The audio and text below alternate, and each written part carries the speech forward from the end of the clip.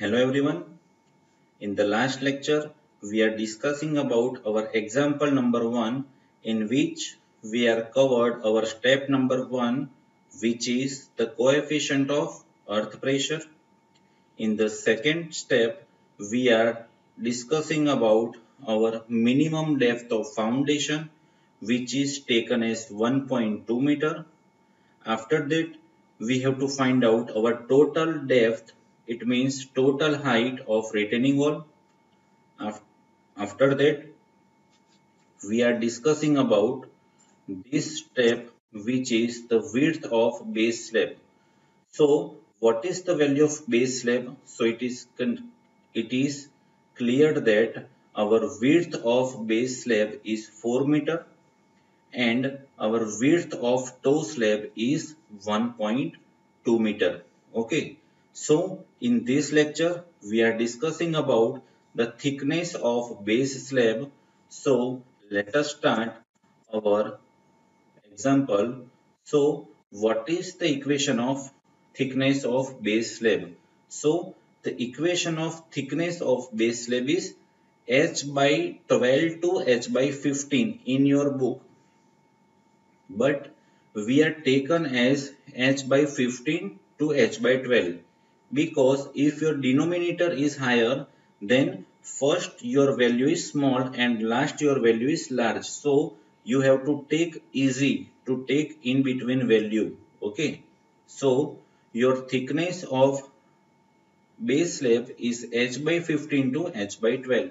So what is the value of capital H? The value of capital H is 6.7. So 6.7 divided by 15 to 6.7 divided by 12. So you will get your answer 0.446 to 0.558. If you are taking this equation as h by 12 to h by 15, then you will get your answer 0.558 to 0.446. Okay, but this method is easy for you all. Okay, so you have to consider your thickness of base slab in the range of 0.446 to 0.558. So we have to consider your uniform thickness of base slab as 0.5 meter. So you can see that in this figure it is clearly mentioned that your thickness of base slab is 0.5 meter. Okay, so one question is, this is your capital H, which is 6.7 meter. This is your thickness of base slab is 0.5 meter. Then what is the depth of this value, which is the height of stem portion? So your height of stem portion is 6.7 minus 0.5, which is 6.2. So this is your answer. So after that, we have to find out this value. This value is width of stem, or it is called as thickness of stem at bottom. Okay, so our height of stem portion is 6.7 minus 0.5. So you will get your answer 6.2 meter. Okay. Now you all know that with the increasing in the height, your pressure will be increased. So what is the value of pressure at the bottom? The value of pressure at the bottom is K into gamma into small h. Okay. This is your capital H and this is your small h. Now we have to find out force. So what is the equation of force? So we are already discussed that if in this chapter, whenever you have to calculate force, then you have to find out area of pressure diagram. So you can see that your pressure diagram is triangle. So what is the equation? The equation is 1/2 base altitude. So this is your 1/2. Base is k into gamma into small h and altitude small h. So you will get your answer 1/2 into k into gamma into small h square. Okay. So This is your 1/2. The value of Ka is 1 by 3. The value of gamma means density of soil, which is 18, and your value of small h is 6.2. After calculating all the data, you will get your answer 115.32 kilonewton. Okay, so this is your calculation of force. After finding out force, you have to find out maximum moment at the base of stem. So you all know that any force is acting at the center. It means at the CG point. So whenever this force it is acting from right to left, okay, so it is acting at the CG point. So what is the CG of triangle? So the CG triangle is at this point. Okay, so we have to find out this height. So what is the value of this height? This height is small h by 3 and upper height is 2h by 3. So we have to find out all the forces and all the moments at the bottom of stem, because maximum force and maximum moment is at the bottom of stem.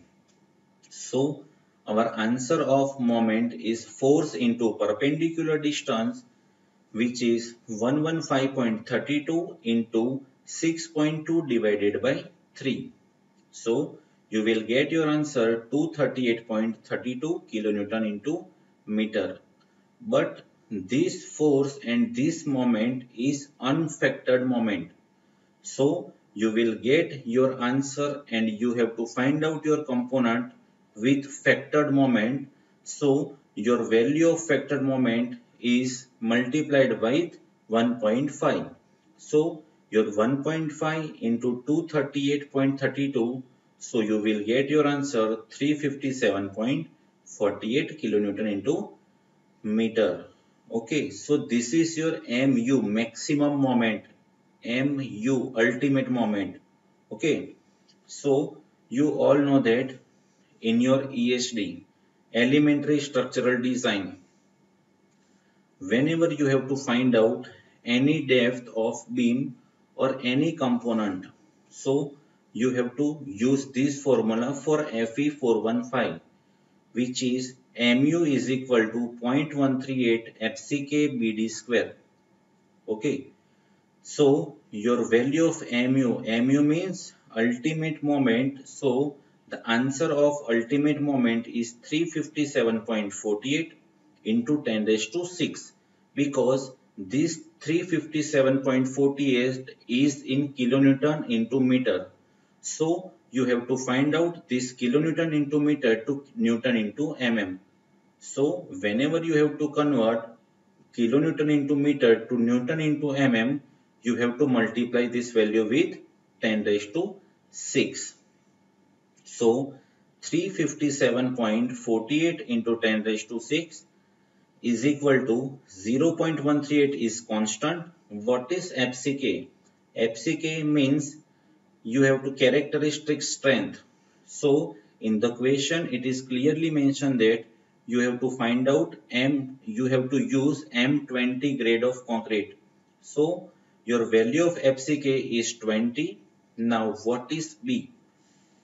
B means we have to find out all the loads and all the forces for per meter length. Okay, so we have written as 1000 mm. 1 meter is equal to 1000 mm. And your d square means you have to find out small d, effective depth. So what is the value of effective depth? The value of effective depth is 359.89 mm. But we have to find out our capital D. So you all know that whenever your capital D is 550, then what is the value of small d? Which is 500 mm. So how? So capital D minus 50 is equal to small d. Now inverse. If you have value of small d and you have to find out your value of capital D, then we have to add that 50 value.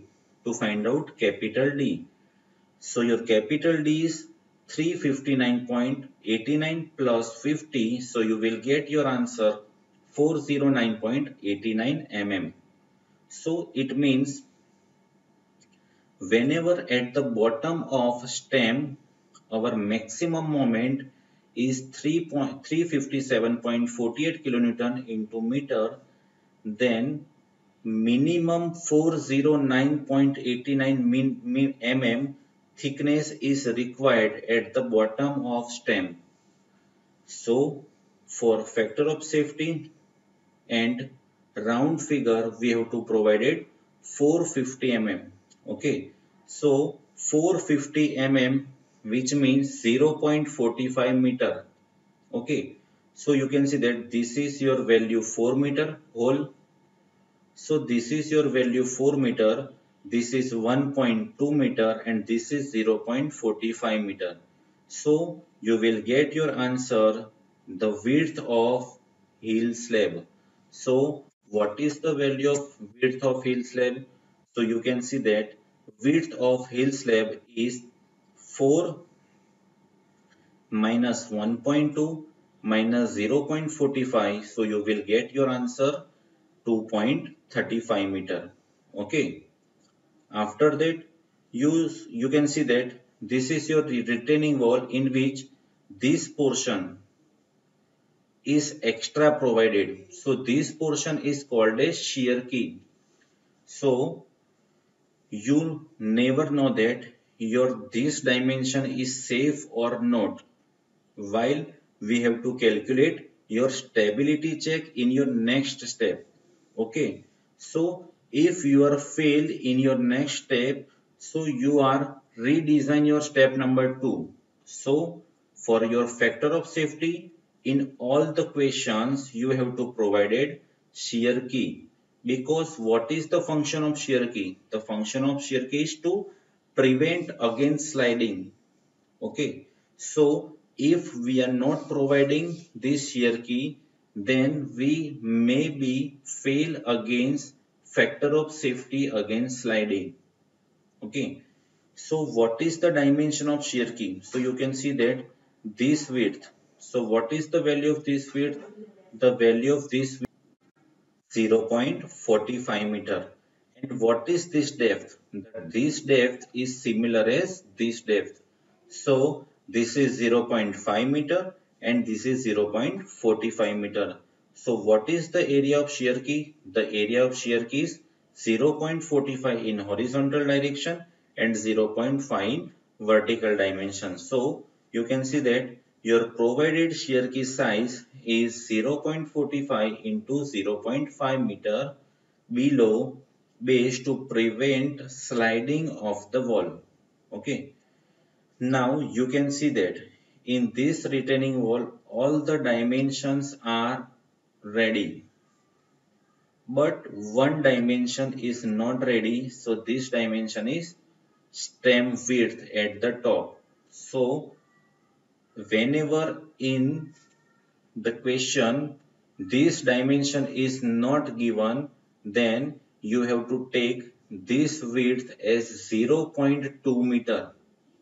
Okay, this is standard value. So you have to provided your top width of stem is 0.2 meter. Okay, so students, this is your end of step number 2, which is preliminary dimensions. So first of all, let us revise. First of all, in the question, this data, which is the depth of earth above lower ground level is given, then we have to find out minimum depth of foundation. After finding this value, we have to find out total height of retaining wall. After that, we have to find out width of base slab. After that, we have to find out width of toe slab. After that, we have to find out thickness of base slab. After that, we have to find out width of stem at bottom, and last we have to find out width of heel slab. And this shear key dimension is similar as in width same as This and the depth is the thickness of retaining wall. Okay, and this dimension is whenever not given is taken as 0.2 meter. Okay, so this is the very most important step while we have to design retaining wall. So in the next lecture we are discussing about stability checks. So there are four types of stability checks which is already discussed in our introductory section. Okay, so all the checks are clear in the next lecture. So this is the end of today's session. Thank you.